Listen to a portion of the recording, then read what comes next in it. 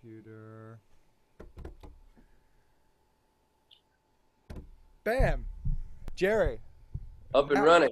Now we're live. We started going. We started getting the gist. But, these podcasts are even a cool element because it's meant to be a catch-up as well. You were asking, I've been all around the world since I probably even last saw you. I think it was 2013 when I popped up back in school before I went to Canada.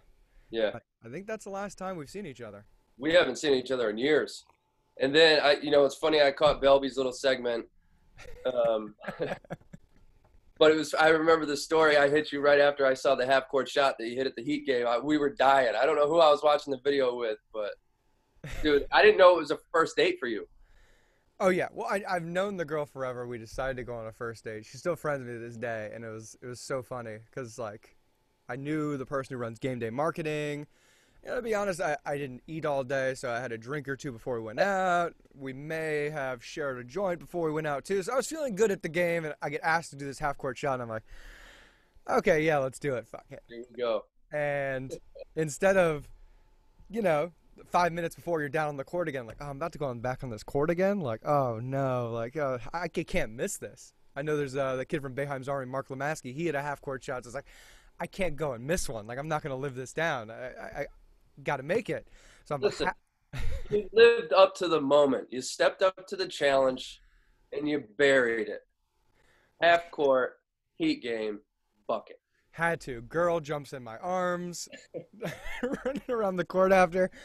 It was, and also Dion was playing, so it was funny. I don't think I've spoken or seen Dion since 2012 as well.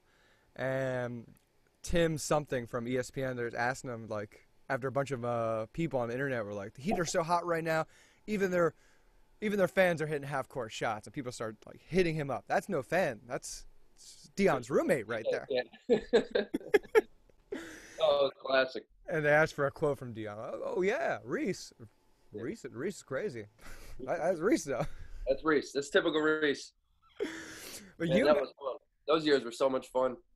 We had a lot of good teams, and it's nuts that thinking about the NCAA, I know it's happened with Reggie Bush recently. They reinstated him kind of, or reaccepted him because at one point, me, Mookie, and Chris Joseph, and probably Scoop as well, because Scoop redshirt that year, we were the most winning team, or the most wins of players at Syracuse history. And then, everything that happened with Fab Melo and, what the NCAA decided to do there, took all those wins, not just from coach, but the four of us who were there. Apparently the games didn't happen. Never happened. Even though Fab was there for 2 years, we're going to strip them all. And I might have lost games too. I don't even know. How does that work as a coach? Do you get wins? Do they? Well, I'm talking about as a player. Really? I don't even know which years. I think they did something with the 2006 Big East tournament. What was the I don't know. Alleged crime? We played the games. I remember playing them. I got two rings. Yeah, I got a couple. I got the trophy stashed away in the basement. You were at my last house, when I was out in the townhouse where we play FIFA till 2:00 in the morning. Good times. Well, in my basement, I used to have a trophy case.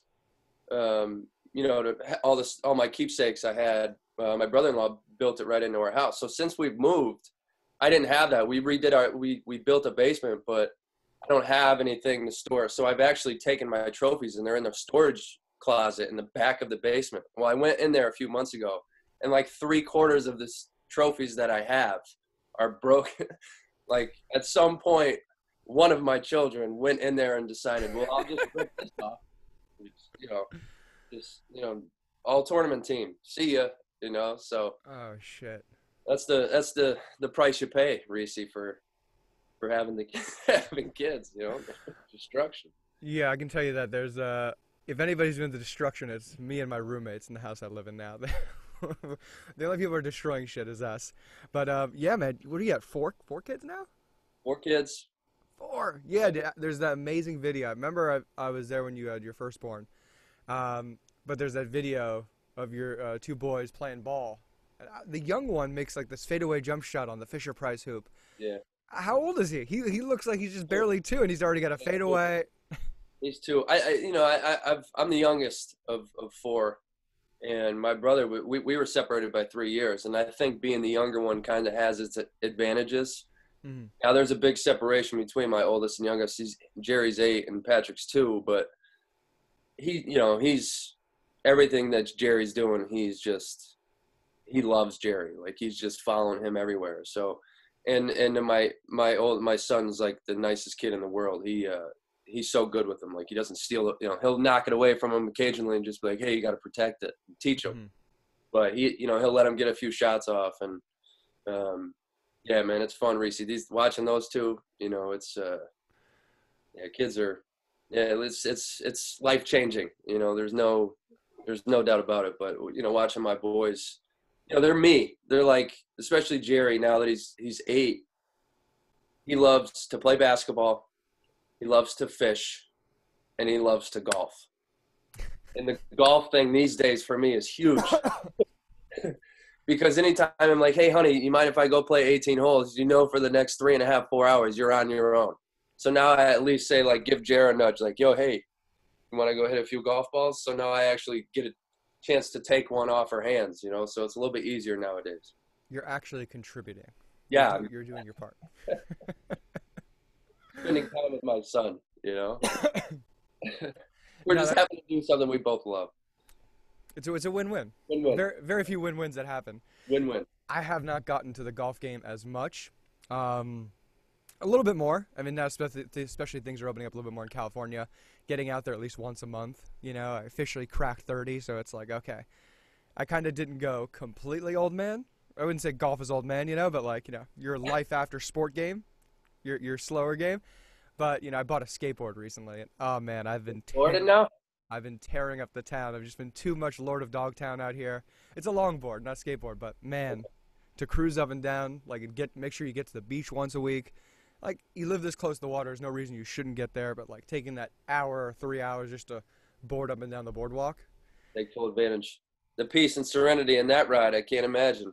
Oh man, it's incredible. Yeah, once I got to California, about 18 months now, I get why everybody wants to come here. Whether, they're as fortunate as they possibly could be or less fortunate, they're sleeping on the street. Like, it's an incredible place to be, man. Yeah, it's a great state. I've spent some time out there. I was in Sacramento a little bit. San Diego's a place that I still haven't visited. That I've spent some time in. San Francisco's great. I could see you and your family ended up there. It's got well, did you guys head there for the 2013 or 2014 game you guys played on the Yeah, the tale of two halves. It was sunny, and I caught sunburn in the first half, and I caught windburn in the second half. It was one of those things. Honestly, I'm kind of glad. The theory is great. Why you do them, to honor the obviously the service members, but the execution, not so much. Mother Nature doesn't always cooperate on aircraft carriers, and we've seen some of these, but the experience was great. But it was. There was two, I think, in that whole game, there was 2 outside shots made from the 3-point line. Yeah, I think I remember the score being in the 40s or something. It was wild, yeah. Very low. Yeah, it was wild. And, we had, I think it was B. Trish and Michael Carter-Williams were, so you had 2 elite-level attacking guards, so it kind of played into our benefit that you're playing out there, because I think San Diego State at the time had a really good 3-point shooting team. Did they have Kawhi on their team? Well, 12-mile-an-hour headwind or tailwind is a difficult task. That's brutal. And actually here, wait 1 second. Bam, bam. This should affect us positively. Hopefully it doesn't boot us. All right, switch that up real quick to the, what's it called? Ethernet. But yeah, I was asking if Kawhi Leonard was on that team. Did he, or he had graduated already? No. Okay, I'm glad he was not on that team. It would have been going a lot through him inside. But yeah, there haven't been any outside games. I mean, I know this is like, there was like 2 or 3 that happened around that time. Michigan State had played one, or they played on the same ship as you guys. But yeah, I mean, outdoor games just don't happen. I mean, I can't remember the last time. I think they had some nightmare situations where a couple of them got canceled. I think they were going as far out to, China or Japan.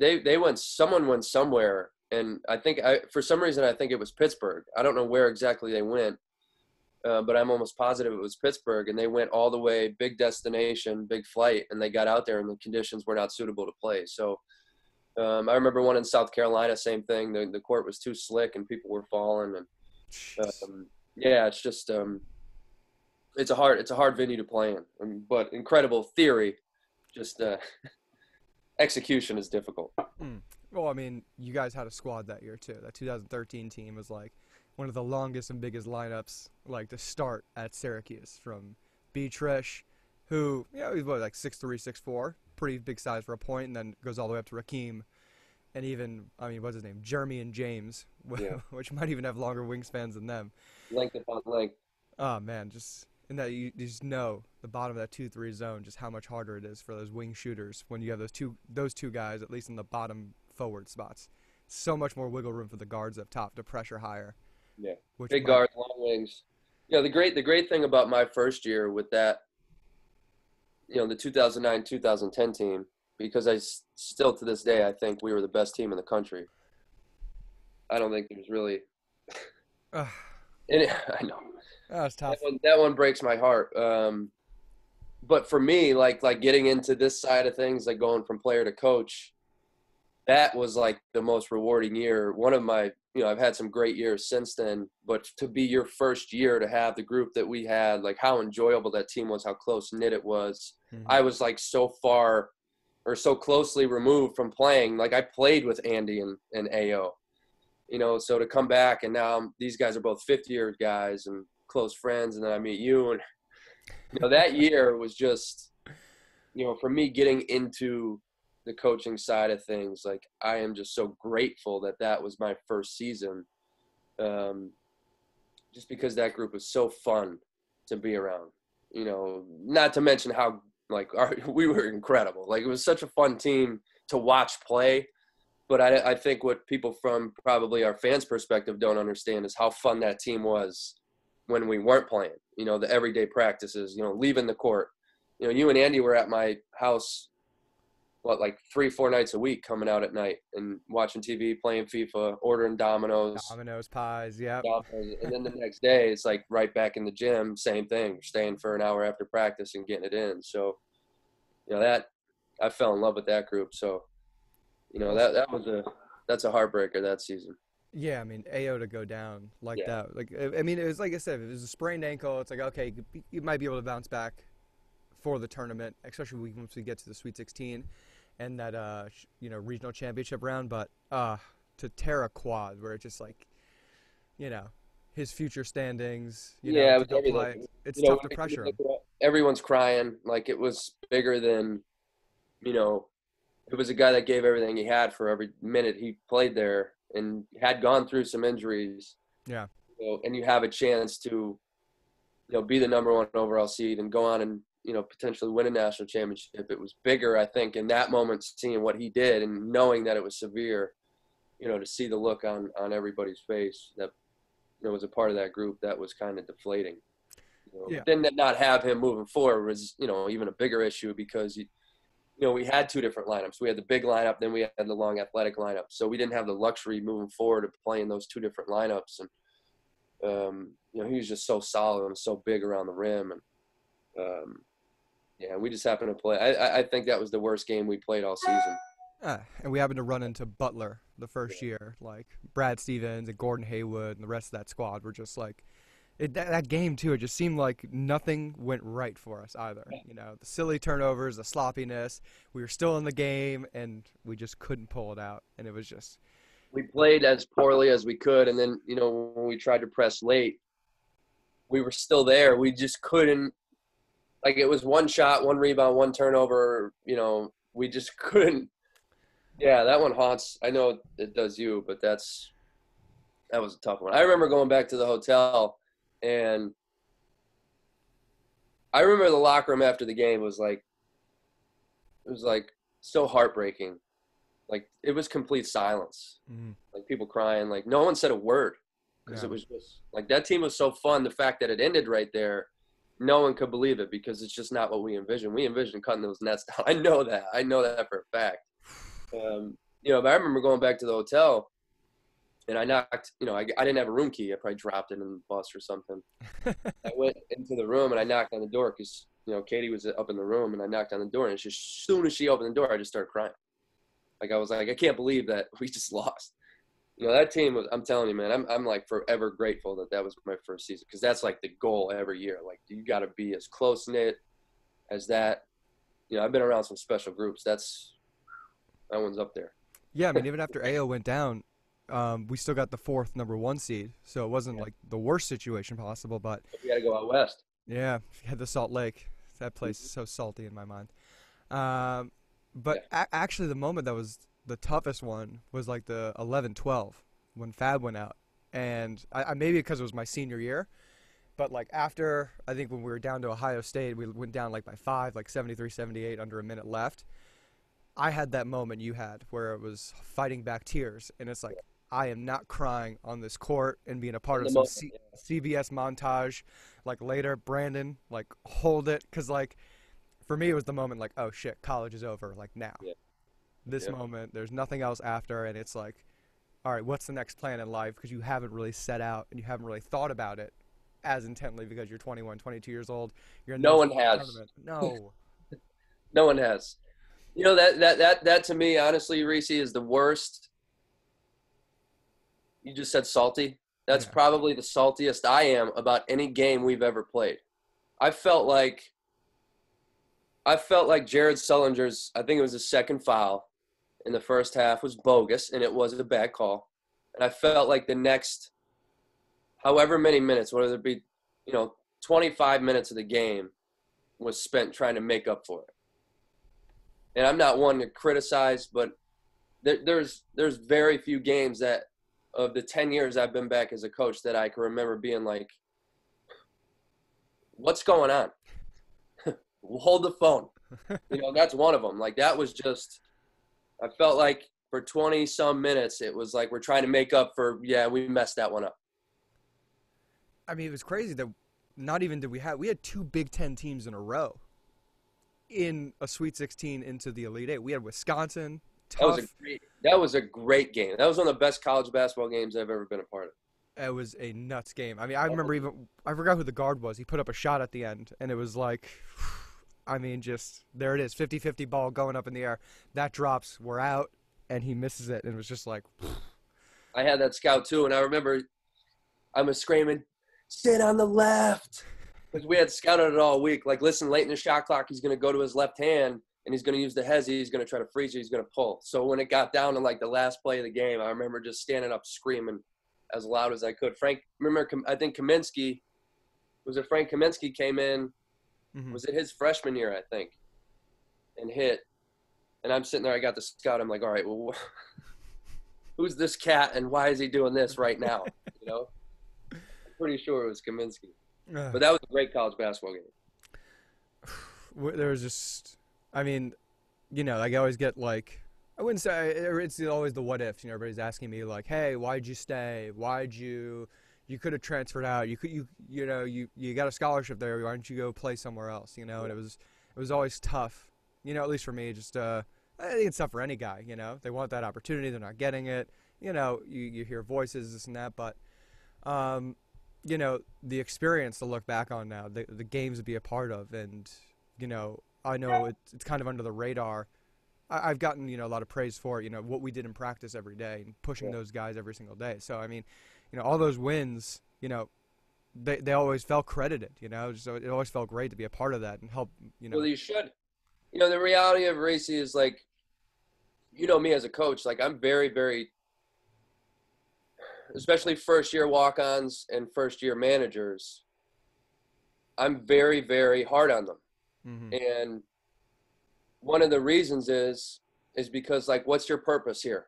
Are you here to fight every day and to be here every day for the unit, for the whole picture? And coming back, like, I was very, very lucky when I was a player here, some of the walk-ons that were on our team, like Andrew Cowie and Rev and Ty Albright, that, like, early on pushed me. People don't understand what you did for us. You're as good of a walk-on player as there's ever been.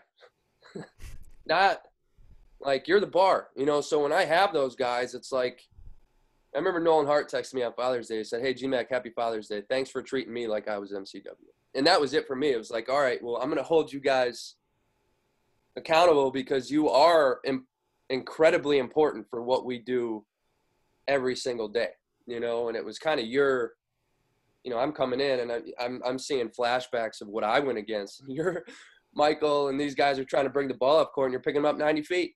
Like, all right, I'm going to turn you over as many times as I can. And I'm about 7 inches smaller than you, and it's going to be really difficult. So to have that advantage every single day for 2 years, I mean, that's huge. You should feel credited. Everybody plays a part. And, just because you don't necessarily see your name in the stat, like the people that know, we know. Yeah. They know. They'll say it. Michael will credit you like, yeah, it was great having, I had good players in practice, guys that could go play somewhere. It speaks to your selflessness too. You could have gone and played somewhere. We all do. Yeah. I mean, it was, like I said, I definitely always felt credited because, it was starting with Johnny, like my freshman year. And it was, I think that you can't get lost in that. And it's like, I was like, hey, this is a job because, I might never get playing time, but I'm going to go out there and prove every day that these are the guys that are better than me or they have higher credit or higher rank. I got to outperform them. And if I can do that every day because maybe they don't want to or they're coming off games, it's just eventually going to make them better too because I'm not going to let anybody get a inch ahead of me. I got to battle them. So I felt like I was a coach too when I was like, because I laid into the other walk-ons. You guys had a great group too. Way too hard sometimes. I think it was even Andy, your coach, that said to me, like, all right, Brandon, shut the fuck up. You need to back off. You need to back off. Stop yelling at Griff. Stop yelling at Nick. Stop yelling at Tomaszewski. That group turned into be one of the, man. When we were up big and you guys got on the floor, it was like, Matt Tomaszewski at one point hit like 7 straight threes in games, didn't he? In senior year, yeah. He didn't miss. Didn't miss. So we had, really think about it, like Nick was a really good player. You and Matt Tomaszewski, Matt was at Tampa before he came. Was it Tampa, right? He was at Tampa before he came in as a scholarship player. So we had guys that technically were the third team that could go out and compete really probably against as good of any teams in the league, could compete. Mm-hmm. Not saying win all those games, but you could compete. No, whenever we came in the game, we didn't lose. We weren't negative. We were going in. We were going up, getting 6 straight 6 points, 10 points in those last 2 or 3 minutes of the game. We weren't going out there to get embarrassed. I wasn't going to let those guys let us get embarrassed either. That was those were fun years, man. Oh man, it's great to look back on those. But dude, how was your transition like? We talked about it a little bit when you went from coming to Cuse in that 09-010 season, but leaving basketball and stepping away from it. How was that for you? Easy, rough? Well, I think because of that first year, it was easy because I realized kind of right away how much I loved it, and it wasn't. I think it was magnified too that I was here, how much I loved it here, and then again I was back to working for something bigger than myself. And I felt like when I left here, I didn't really have that. I think the biggest issue with me, and is my body didn't hold up. I need, the ankle is destroyed.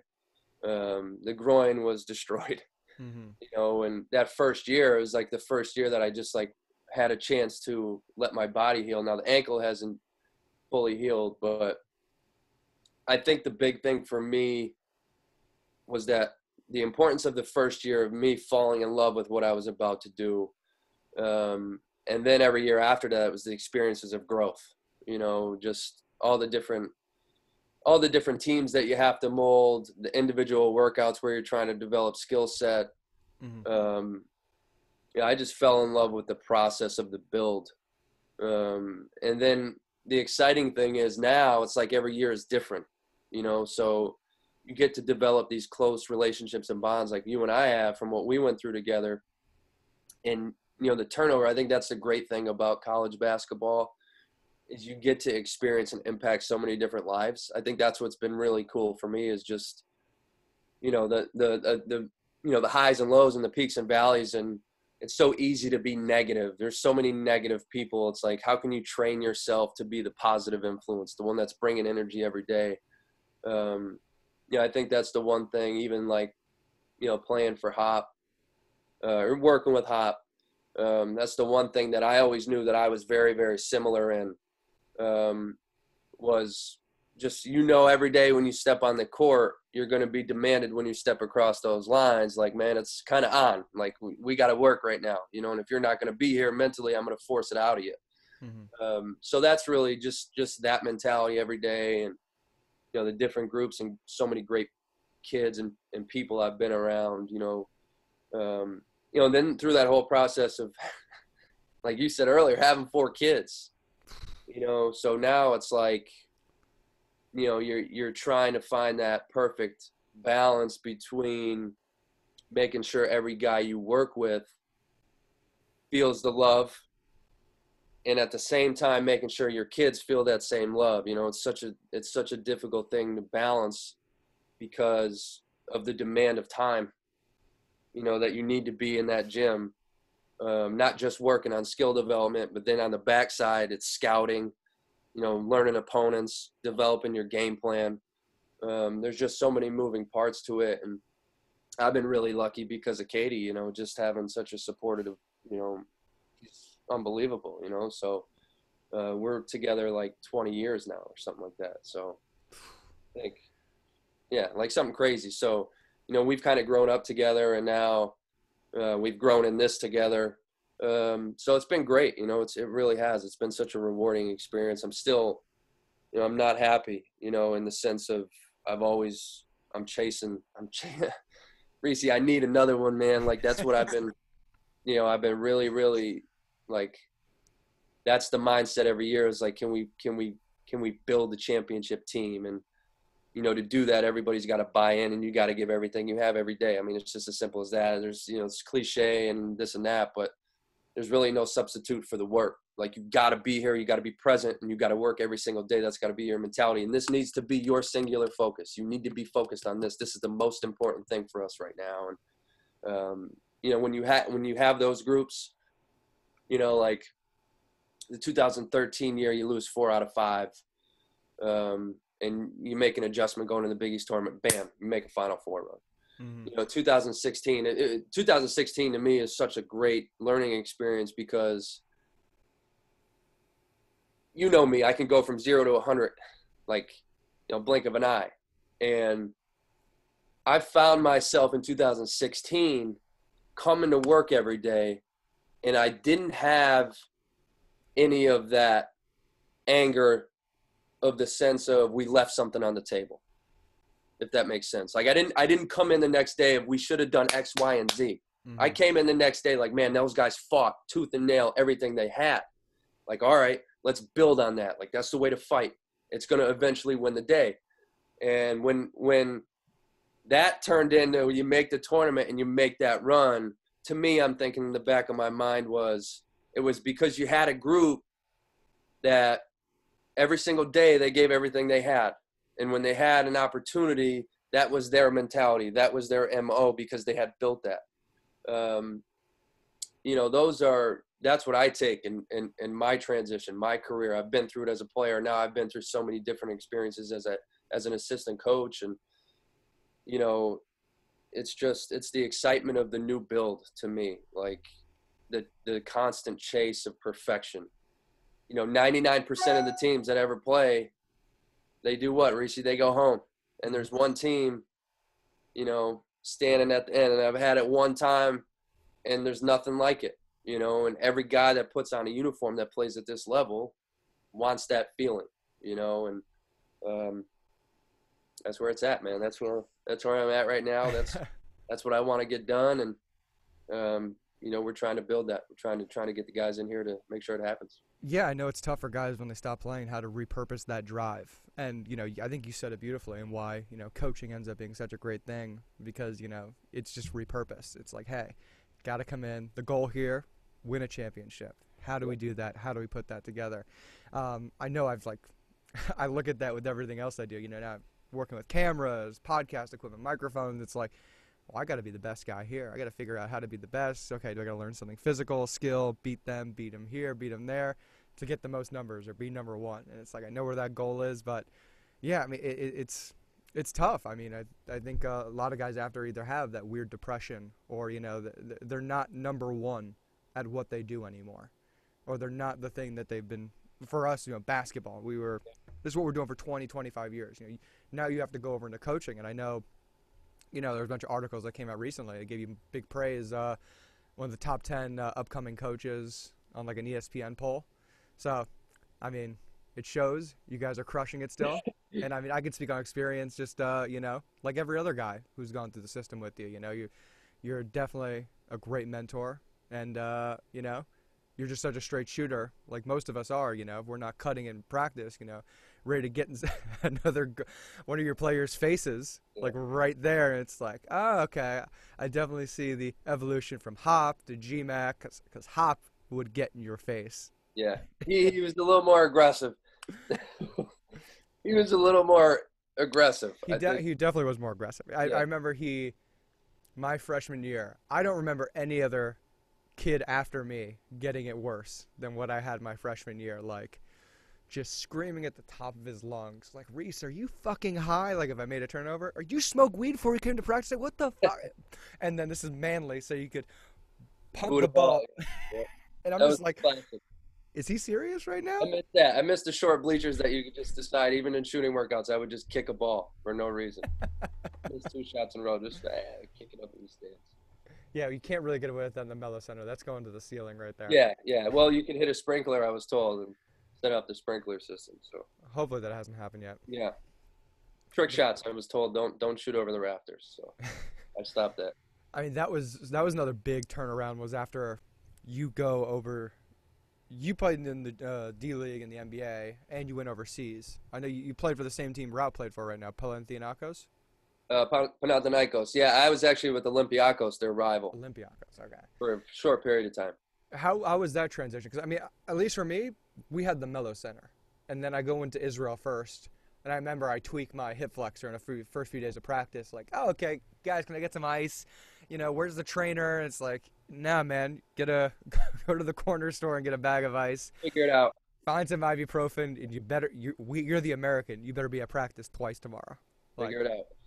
Yeah, it was hard. You know, the problem was, you know, we're right outside of Athens, and you know, to get to the arena, you're talking like a 30-minute drive without traffic. So if there's traffic, you're pushing probably 50 minutes, or, you know. So it was just, and you know, I mean, if you're happy in your situation, you know, you'll go to the lengths of the earth, you know, and it was just one of those things where, you know, I was only signed for EuroLeague.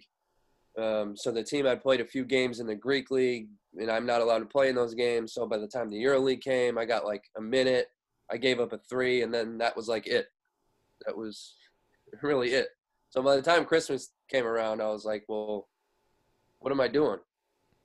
You know, this is not happiness for me. Living in Greece, you know, and it's a beautiful country, but living as far away from, in my mind, imaginable to, you know, everything I know and love, and now I'm not even happy in what I'm doing professionally. So I think that's a big thing. You touched on it a little bit, is like the guys that go through the depression. I think the big thing is like, what do you, like, this is my happiness. I love, you're competitive. It's like you're saying, how do I become number one? I'm competitive.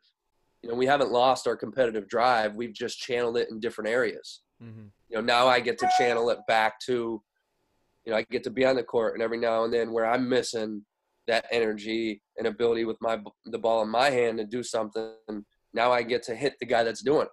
You know, so that's how I get to channel my knowledge, is back into the efforts of competitive nature and what we're doing individually. So, and my transition was just about happiness, you know, and it was watching. It was so kind of freak how it happened. I was in between. I left the G League. I'm like, man, and I went to see, you know, the Big East tournament, and it was a 6 overtime game. And I'm like, all right, you know, and looking at my wife, like, we're not going home. We got to stay for tomorrow night's game. And then, you know, you guys win that game. And then I'm like, well, we're staying for the championship. So I hadn't seen Coach, you know, because after the 6 overtime game, I actually went, you know, you're talking about like 3 o'clock in the morning. I think it was it West Virginia? West Virginia was next in Louisville, yeah. So I actually went back with Hop and I think Kip and helped them not help them, but I like sat in on the scouting meeting to get ready for West Virginia. So now you're going like 4:30 in the morning, where my wife went out and she actually saw Coach, who was coming in with Julie from the game. So I went to see you guys at the hotel before the championship game because I hadn't seen Coach. I wanted to go see Coach, say hello, good luck tonight for the championship game. So then I was so like excited with that week and that team and watching you guys play that I go back and watch you practice before you go to Miami. I go back to Scranton, I come up, watch the team practice in Syracuse before you know, it was literally the day after Selection Sunday. I drove up to watch the team practice. And, you know, Eric and Johnny almost fist fight, and it's competitive, and I'm like, this is great. And Coach comes over, and we just started rapping, talking about, you know, what's the next – I was like, you know, I'm not sure what I want to do, you know.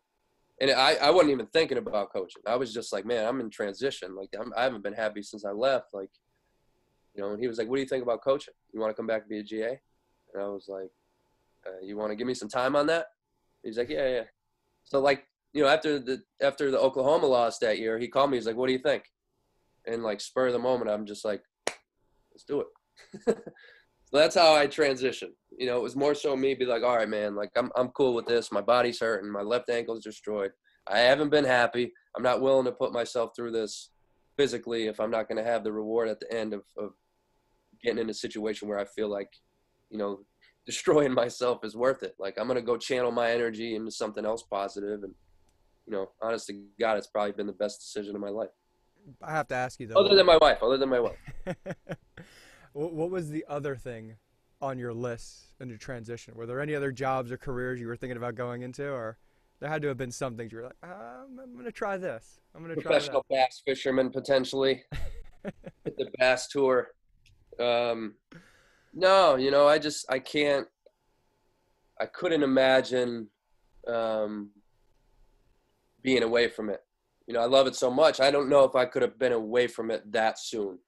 You know, it'd be one thing if you go in and you're a GA and you get your master's and you've met some business people and you have a venture that excites you and, you know, you branch off and you do something else. You know, it was kind of something I think the one thing, like being in communications here at the school and, you know, majority of my classes are mostly public speaking and things of that nature. I was thinking, all right, like maybe is there, you know, something in radio or TV or something, you know, with sports that I'd be interested in. But, you know, I think the hands-on stuff is you know, it motivates me. It excites me too much to ever give this up. I love being on the court, Reese. I know you do too. But, yeah. You know, just getting the opportunity to be out there and try to pay it forward and help what I know. And, you know, those are the things that are rewarding to me. It's like, you know, as great as it is, like I'm chasing that, you know, I want to be a part of a championship team. It's the experiences within that. Like whether you ever attain that again or not, it's the experiences of watching guys just battle and find success. You know, it doesn't happen early, but you know, they keep grinding and eventually get it. You know, that's what it's all about at the end of the day. No, completely, man. When I go play at the park, I haven't played at the park in a while now with COVID, but, you know, I'm the same way as I go out there. Like, I go play with friends, and they're like I'm talking about where screens are coming from and the help side defense, just like we're still on the court. You're out of your mind. Yeah. And, you know, just talking smack. I mean, that's what I learned at Syracuse, number one. You know, starting your freshman year against Eric and Johnny, I mean, you're going to pick up a whole just language, and Rick Jackson, a whole catalog of trash talking that you're going to add to your game if you're going to be playing against those guys. You better pick up your swagger. You better pick up your demeanor because these guys will try and shit on you if you don't. Quick. You can smell it. Yeah, quick. You know if you're coming in with bullshit. Oh, Rick tried me like the first few days of like training camp, and it was just one of those I just get like start staring at him just like, dude, what the fuck? Like I'm gonna try and fight you. I'm like, I'm not going anywhere. Yeah, I'm Yeah, not going anywhere. and luckily I was able to earn all those guys' respect, and did it with the basketball court, it's because if not, I mean, that's the great thing about it. It's all these guys are going to treat you and respect you, and I mean, it's you better be coming out there and playing every day. So it's a great accountability holder where, like I said, I treat it now when I even go play pickup with people on the street. And I Isn't mean, it amazing though now, Reese, like with everything going on, with what we're seeing now? I mean, it's just you're exposed to so many different people. Yeah, Coach Adrian Autry and I talked a lot about this a few weeks ago.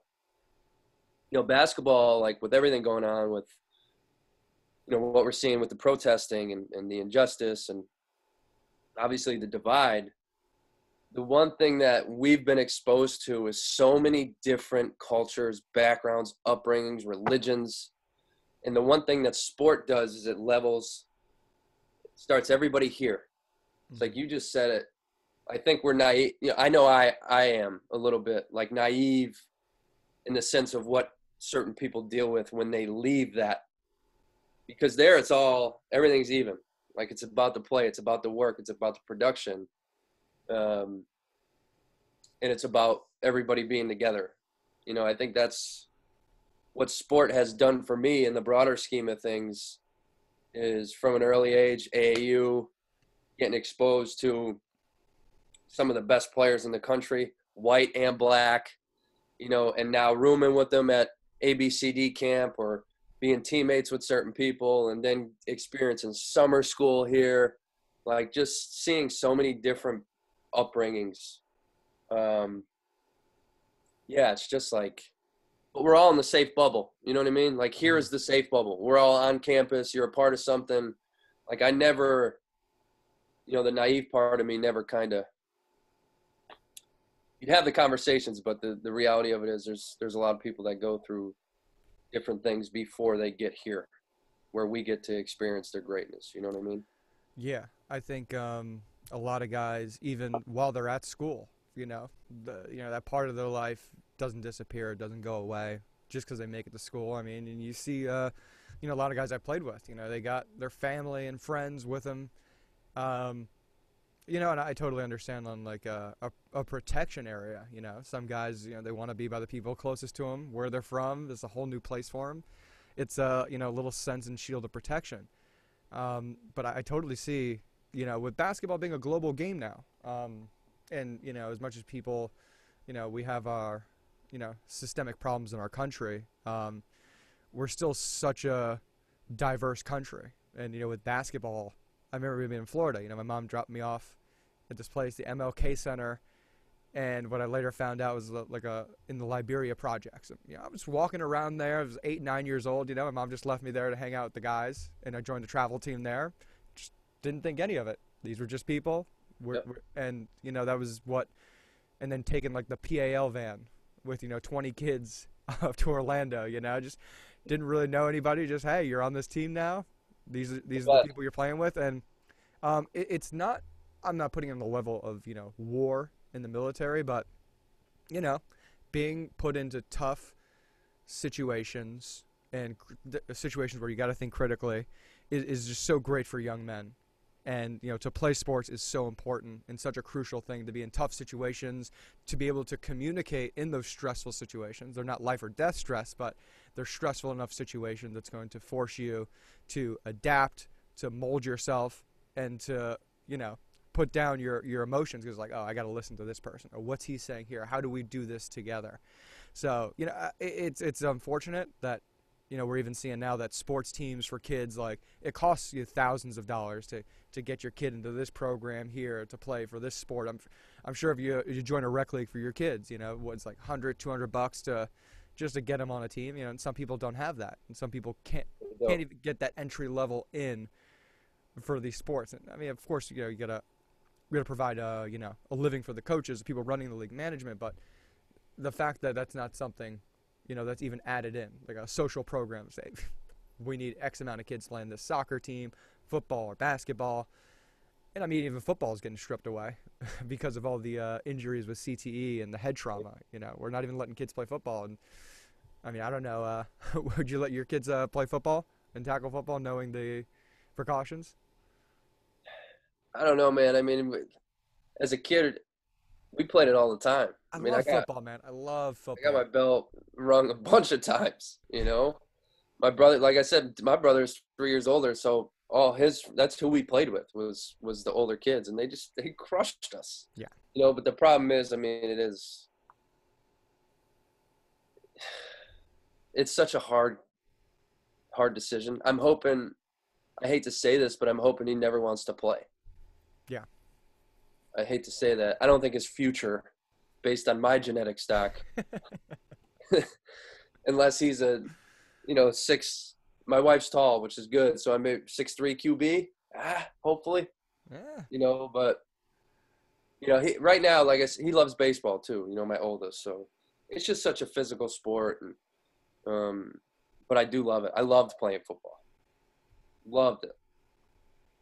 No, likewise. I mean, I had that kidney issue that I was born with, so I was never supposed to even play contact sports. Yeah. So even basketball was iffy, and I just picked it up like at 4 or 5, and was like, okay, we're gonna be careful. But my mom would not let me step on the football field. And then high school, when I transferred to it, it's like, this is it. I'm gonna try and make my way in. I'm gonna try and play on the team.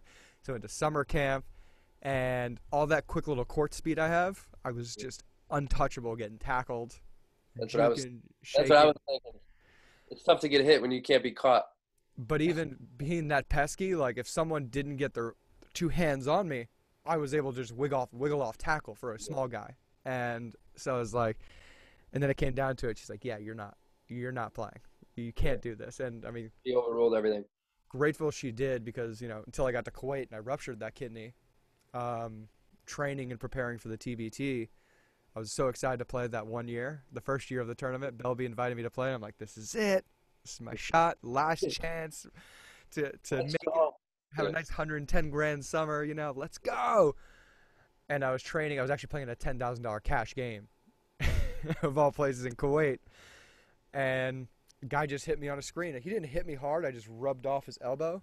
And it's like in the movie The Fighter, when Wahlberg hits him in that kidney shot.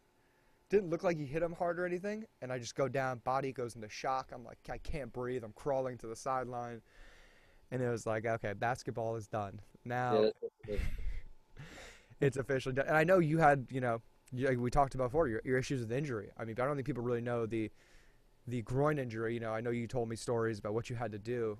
I think it was your senior year or post-senior year, like going down to a certain doctor to get treatment on it. Like, was it once a week, every day? And then I know you had your spine yeah, injury as well. You had surgery on that a few years yeah. ago. I had 3 levels of my neck done. Yeah, I was driving right before. So pre-draft camp that year, like I was invited to Orlando. I didn't work out from the end of the year until literally like going into draft camp. Like, so the best players in the country all trying to get drafted to the NBA. And I spent that next, I don't even know how long it was, 2 months maybe, of 3 days a week driving from Pennsylvania to Auburn, New York, and Dr. Dale Buckberger was great. I was getting ART treatment. So going into 3 days a week, 2-hour drive, 2-hour drive back, Monday, Wednesday, Friday. And I really did. I was starting to recover. It felt great. Went in. I had a really good night the first night, and the 5-on-5 session, and my agent calls me and said, you played great tonight. And I said, well, did I? Well, I'm done. Because I basically retore, like I just wasn't, I needed time for that. But yeah, it's listen, you play the game a certain way, you're gonna feel some issues, but How are you doing with the spine thing? I know you're still crushing great. the 3-pointers on the gun, making 93 Yeah. out of 100. The legs aren't. If I could touch the rim these days, Reese, it's a miracle. But yeah, I feel good. I was really, really lucky. I researched it. I did. I've gotten a lot of emails over the years of the difference between spinal fusion and artificial disc replacement, which is what I had done. And at the time, the FDA wasn't approving multi-level surgeries in the States, so I actually flew to Germany and had it done in my neck. And, the reason I did that was because of the, percentage of fusion surgeries that result in adjacent levels being affected, so eventually you have an adjacent level on the top or bottom of your fusion that eventually has to be corrected too. So with the extent of what I was already dealing with and multi-levels that I needed done, I didn't want to have to get 3 discs done and then in 15 years I'm getting the top one done and the bottom one done. Now your whole spinal cord is fused at your neck, so I was just thinking more long-term of freedom of movement. I think since that time, I think they've added levels in the States. I think it's 2 levels now that you're approved to get done. But, I'm at this point feeling good. Golf swing is getting through the ball. Better than coach yet? Yet? Yeah. You better than coach yet? Ben. I got a great story. Listen, so the first time I'm playing golf, this is back when I think a GA is the first year. So we're going out, and Hop and I were playing a ton of golf at the time. And so we do like 6 a.m. workouts, and then by 9 o'clock, we're like grabbing breakfast. We'll go play a little bit. So coach actually organized a big, it was 8 guys, 2 foursomes. So we go over, we eat lunch, and then we're going to all go out and play. So at lunch, coach is like, all right, he's dictating who's going to be playing with who. He's like, all right, Gerry, you're playing with me. We're going, it's going to be me and so-and-so against you and so-and-so. So we're walking out on the course, and Hop's like, kill him. Make sure you, because he knew, I was playing really good golf at the time because I was playing a ton. I didn't have any kids, But since then, my game has gone. And I played a lot of golf with coach, and, he's still, he's a good player. He's a really good player.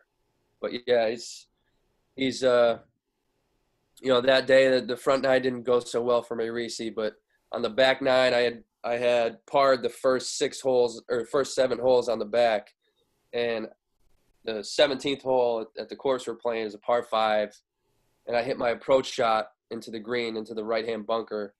I get up and down, I make the putt for par, and a friend of ours, Jimmy Carrick, who you might know, Jimmy says to me, he's like, is that 8 straight pars? I said, yeah. And coach whipped his head. He didn't realize because I was so bad on the front. He didn't realize I had parred 8 straight holes. So I had shot even par in the back that day, and kind of was like, all right, I know you're probably better than me right now, but I'm coming.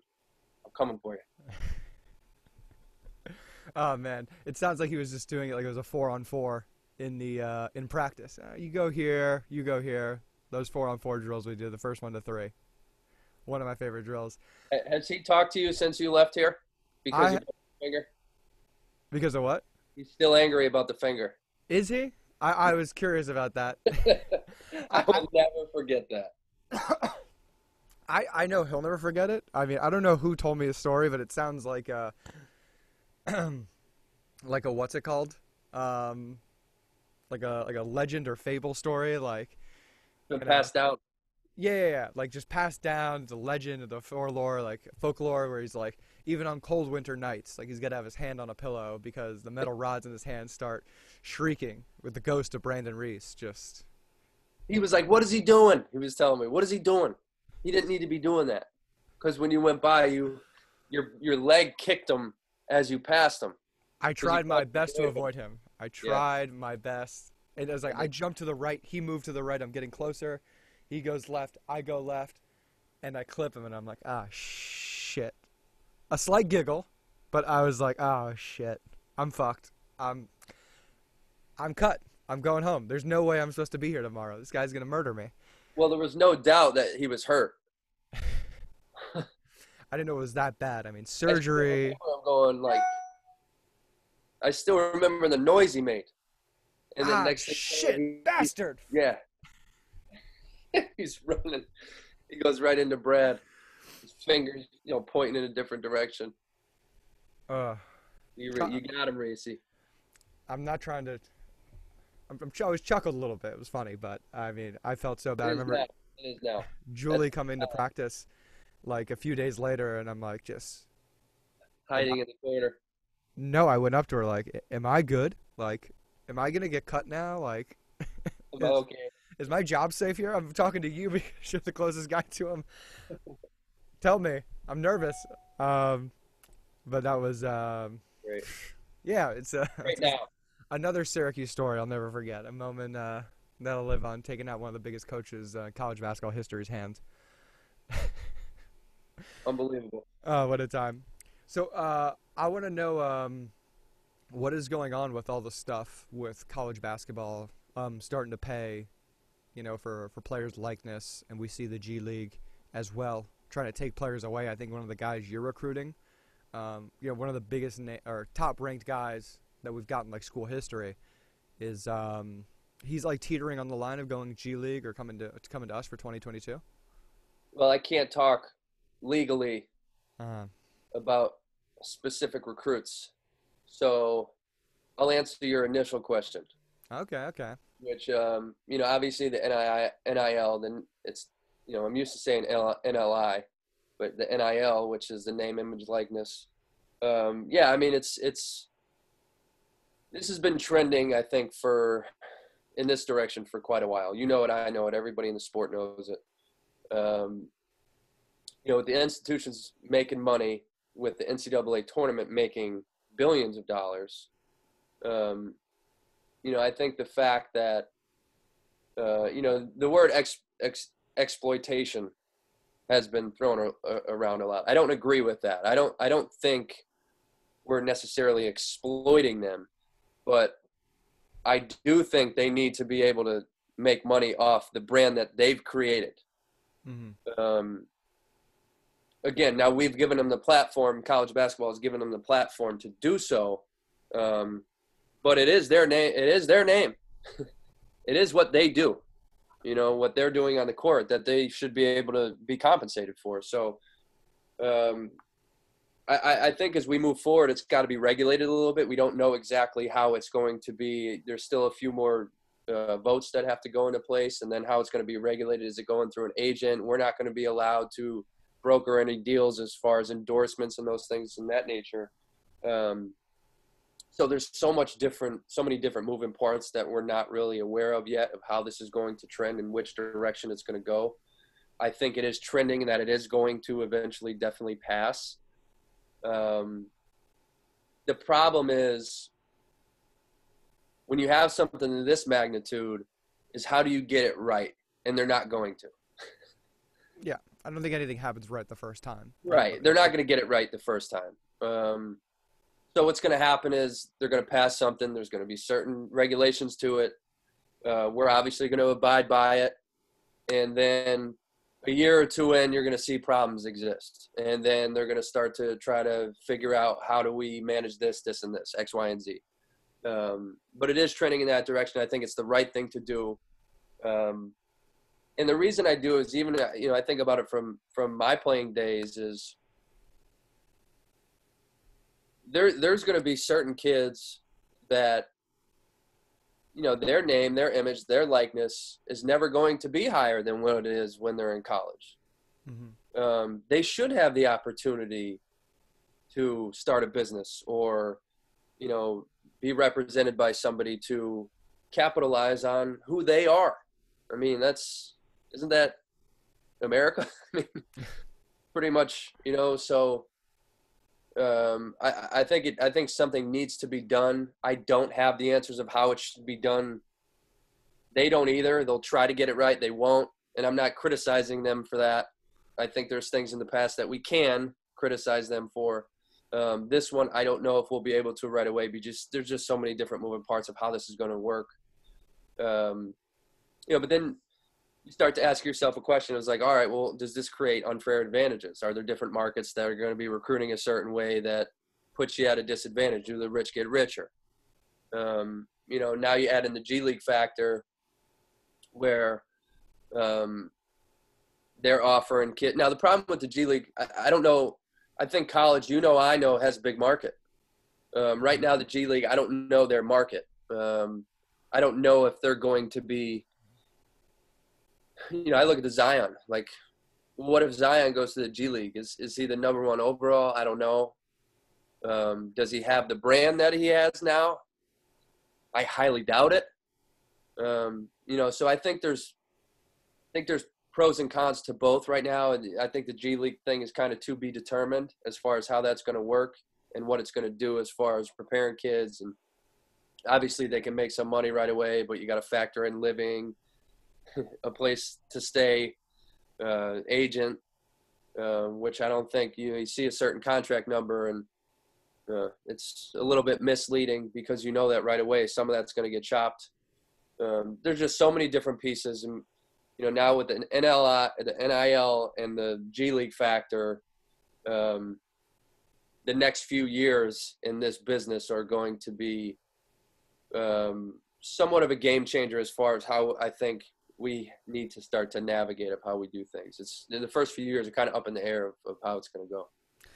Well, I think you, and I know from a guy I play with, Scoop, that's a really similar situation I think you both were in. I mean, Scoop having the #1 jersey sale, his senior year, and, you think about the amount of jerseys that get sold if he was the #1 jersey seller in college basketball. It's a $1 billion market. And then, when you were playing, a national championship as a freshman, up to, the unbelievable tears you had personally at MSG in those games. Just like taking the team all the way to the NCAA tournament, to the finals and winning the finals in those tournaments. It was you were the larger-than-life guy then as a player. And it's like, making name off your likeness then, the potential to do it. I mean, it just... Well, the problem I had when all that was happening, Reese, was, and you kind of hit it, and you think about it in hindsight, and I don't think I thought about it much as a player when I was in it, but, I would see literally people like coming up with T-shirts that they're selling, that they're making a lot of money off, that I was a part of. Mm-hmm. With my name and number on the back of it. And I can't touch it, but they can make money off it. That's what I don't, so I get it. I get that we're probably a little bit late on this. The problem is they're amateurs. So it's all in the title and throwing that they're amateurs. So, it was the biggest no-no was financial support, but now you understand it is such big business, and it is their image and their likeness and their accomplishments and their play, that they should, as long as they represent your university the right way. There's been a lot of people that could have, gotten a head start, not that they already don't. And that's the argument against it. Well, you're getting free education. Well, we can counter that too. I can counter that. There's a lot of arguments now too about the education. I think, where was I going with this? I mean, it's just, hey, the opportunity's there. There's no reason why we can't. We shouldn't allow these guys to do that, because the unfair advantage thing, I mean, I don't think people understand. At least I know from Syracuse. I mean, we have a whole sector of a building for compliance, for people to go in and make sure that we're not getting a pen from a professor that the 99 other kids in your lecture hall aren't getting, because that right there is an unfair advantage, and you technically could get suspended a game. And it's like, I think there's a little too much there for them to complain about the unfair advantages because of the amount that is demanded on a student athlete. Yeah. So, yeah. I mean, I remember even getting investigated on my 96 Buick that I was dragging around. That sweet ride that you were cruising around on South Campus. Oh, man, a 96 Buick with like 12 people in it at one time. No, I mean, things need to change. I mean, it's obvious. But I mean, guys, they bring too much to the sport and too much to to the large scale beast that this has become. I mean, think about how many people were devastated that we didn't have a tournament this year, that we didn't have championship week. It's just such a big stage, and there's a lot of people that benefit from it, except the athlete. And when you're talking about the image that you've created individually, I think that needs to be talked about, which they are. I think we're moving in the right direction. The regulation is going to be, the biggest issue moving forward. I don't see how you can do it properly, especially the first time through. And those are the waters that are going to get incredibly muddy the first few years. You just got to figure out how this is going to be regulated. Oh no, completely. I imagine that like it's gonna be too much for coach. Like, because would you guys be dealing with agents or like these kids' managers that would come in? I don't believe so. Yeah, those are the biggest questions I Yeah. think for us. I Yeah, don't think I Coach Boeheim's gonna deal with dealing with some kid's agent or manager that he that ain't recruits. happening. That ain't happening. You know, it's not happening. Not all right. I mean, yeah, we'll leave that one alone.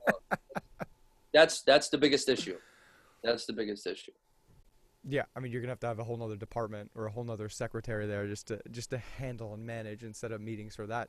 You know, it's gonna get murky, but you know, hopefully that these kids can you know, have a respectable or licensed agency or manager that's gonna be able to represent them and make sure, you know, they're gonna be doing it and treating them right and growing their own individual brands. Because you know, I see that now with. I offered like podcast scholarships. Like I'm helping any college athlete or former athlete. They want to start a podcast. I'm going to help you create and launch your show, all pro bono. Just, you know, providing some skill I have to some kid, you know, who either, you know, needs help growing his own personal brand. And I just know for my own self, it's hard to do and hard to learn. So Give it back. The offer's still out there. We got 3 spots left. But yeah, I mean, because, you know, as great as they take care of us at Cuse, you know, I feel like we needed, or a lot of these guys, I wouldn't say just me, but like some other guy in your ass about, you know, going to class or, you know, creating and launching and growing those own individual things. Because, you know, you guys can only do so much to make sure we're out there winning games, heading to class and doing, you know, the basic things we're there to do and get done. But just having that extra overhead, because, you know, you don't learn it. We really don't have time in our basketball lives to take care of that. It's changed dramatically since, like, over the last few years with the amount of meals that we're allowed to give and the grab and go. It's like it's dramatically different. Is it less than even when I was there? Much more. Like we've helped. You know, we've moved in the right direction as far as pretty much everything they do is taken care of. Basically everything, and you get cost of attendance. You know, there's, you know, I didn't see any money when I was a scholarship player, you know. So the NCAA has made some adjustments to try to, you know, put a couple dollars in the pocket every month, and you know, more so than anything, the day-to-day lifestyle of, especially a scholarship student athlete right now, is really probably favorable. I mean, you're getting quite a bit of money per month, and it should be all the money you need. You know, having a you know, an apartment taken care of, and you know, and the apartments are great here now. Oh, I mean, I remember they just built those not the ones right off South Campus, but they're right on it. That's the ones. Yeah, those were amazing. I mean, Great. I stuck it out in Winding Ridge though, in the I was on the ridge. the concentration camps, you know, up there, just, you know, the military housing, just block. Yeah. Same one looks alike. Looks like the building should be on the back of a train. Are those still like blue carpeted, white walls? Yeah. Ugh. I loved it though. I was like 18 years old. Oh, I get my own bedroom. It might as well be a 2-story mansion. Oh man, it was incredible. And I think I was lucky. I got to room with Andy.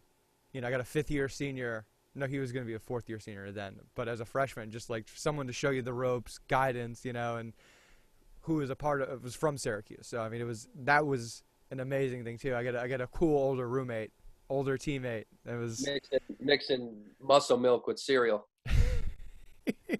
Dude, we had this crazy moment that happened. I don't know, it was some ground beef. We let it in. No one was doing dishes, him or I. You know, he had a mullet then. You know, I was a freshman. Nothing was getting done. And one day, like, some beef was still in the bottom of the sink. It turns into maggots. It turns into flies. And we are just battling, like 20 to 50 flies in the apartment, just trying to kill them. They're coming out of the woodwork. We have no idea where they're coming from. They'd set up shop. We had to build a beachhead and protect ourselves. But oh man, it was crazy. Dude, I'm a little over time with you. I want to be respectful of your time. How are you on time? Big day for us. Today's actually the first day we can reach out to 22 recruits. So I got to get on the phone, brother. You got a busy day ahead of you, so I'm not going to take up any more time. I want to really thank you for jumping on the show. It was great catching up with you, man. Like I said, I'm glad I got these things. It's not even like an interview. It's almost like catching up interview, giving people a different side that from the connections that we have. We got to get together, man. We got to get together. I'm hoping that the hoop bus makes it east this summer. I'll try and wheel it into Syracuse. You got a driveway to wheel it right into. It's 40 feet, man. It's pretty big. I'll talk to the neighbors, see if we can get in the yard. I'll make it happen. But if we make it to the New York City or anywhere back on the East Coast, I'm going to try and make it up. Are you going to be up in Syracuse the rest of the summer? Rest of the summer. Be here. Sweet. I'm going to try and make it happen. I'm definitely due for a trip back east. And, dude, best of luck with these recruits today. And, yeah, man, like, on a personal note, man, just thanks for being a sweet dude, man. You're a great mentor when we were at school. You know, making a Florida guy feel at home, you know, always hanging out and then always treating me with respect. And like you said, the accountability. If I'm not cutting it or bringing it in today, you're gonna let me fucking know that I'm not. So, you know, that was always a massive appreciation to sign. I didn't have to do that much. I didn't have to motivate you to play hard. That was on you. You every day. So hard that I broke Coach's hand. Oh, man. Funny now. Not so much in the moment. Not at all. But dude, thank you again, and I gotta do a quick sign out on the show. I wanted you to stay on, I wanted to just chat with you for a second before I take off. Thank you everybody for tuning into the stream. I heard the stream volume is not loud. I will have this whole video up on YouTube right after this, so apologies everybody tuning into the stream. Thank you so much to our sponsors, Ambry Gardens. I don't get the CBD here right now, but after a long weekend, I made sure I was ready and glowing for this show right here. Use promo code BUSDRIVER, 15% off your order. It supports the show. The product's good. I love it. It's helped me recover. It helps keep me fresh and active staring at this camera right now. And, yeah, if you guys like the show, subscribe, tune in. We've had a bunch of other Syracuse players, former Syracuse players now on the show. So go check those shows out. And thank you guys so much for tuning in. You're either on the bus or off the bus. Peace.